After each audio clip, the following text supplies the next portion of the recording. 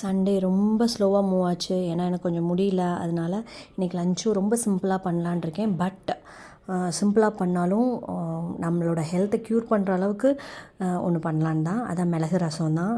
தமிழ்நாட்டு பீப்புளுக்கு என்ன முடியலனாலும் மிளகு ரசம் வச்சு சாப்பிட்டா க்யூர் ஆகிடும். லைக் கோல்டு, ஃபீவர் எது இருந்தாலும் மிளகு ரசம் வச்சு சாப்பிட்டு க்யூர் ஆகிடுவாங்க. நான் வச்சோன்னே கொஞ்சம் ஒரு சூப் மாதிரி ஒரு கிண்ணத்தில் ஊற்றி குடித்தாச்சு. சாதம் இன்றைக்கி வடிக்கல, குக்கரில் தான் வச்சுருக்கேன் ஏன்னா முடியாதனால. அப்புறம் வந்து ஈரல் மசாலா. இதுக்கு 3 இன்க்ரீடியன்ட் தான் தேவை. ஈரல், சின்ன வெங்காயம், அப்புறம் குழம்புத்தூள். எண்ணெய் கடாயில் எண்ணெய் ஊற்றி சோம்பு, உளுந்து, சீரகம் போட்டுட்டு கருவேப்பிலை போட்டுட்டு சின்ன வெங்காயம் நிறையா கட் பண்ணி வச்சுருக்கேன். அதை போட்டு உப்பு போட்டு அரைவாசி சாட்டை பண்ணால் போதும். வெங்காயம் வந்து ரொம்ப வதங்கக்கூடாது. ஏன்னா க்ரன்ச்சியாக இருக்கணும். நம்ம ஈரல் சாப்பிடையில அந்த வெங்காயம் க்ரன்ச்சியாக இருக்கணும். அப்புறம் ஈரல் போட்டு மஞ்சத்தூள் போட்டாச்சு.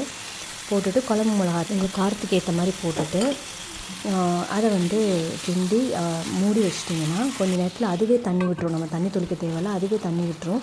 அந்த தண்ணி வத்துருச்சுன்னா நம்மளோட ஈரல் கிரேவி ரெடி ஆகிடுச்சு. ஸோ எங்கள் வீட்டில் சுடு சாதம், பெப்பர் ரசம், அப்புறம் ஈரல் மசாலா. ஈரல் மசாலாவுக்கு கடைசியாக உங்களுக்கு காரம் பத்தலைன்னு தோணுச்சுன்னா பெப்பர் ஆட் பண்ணிக்கலாம்.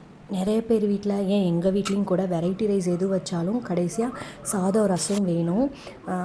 அப்படியே ரொம்ப முடியல, வெளியில் போயிட்டு வந்தாலும் சாதம் ரசம் முட்டை பொரியல் மட்டும் இருந்தால் போதும்னு சொல்லுவாங்க. ஸோ உங்கள் வீட்லேயும் ரசம் எவ்வளோ இம்பார்ட்டன்றதை எனக்கு கமெண்ட் பண்ணுங்கள்.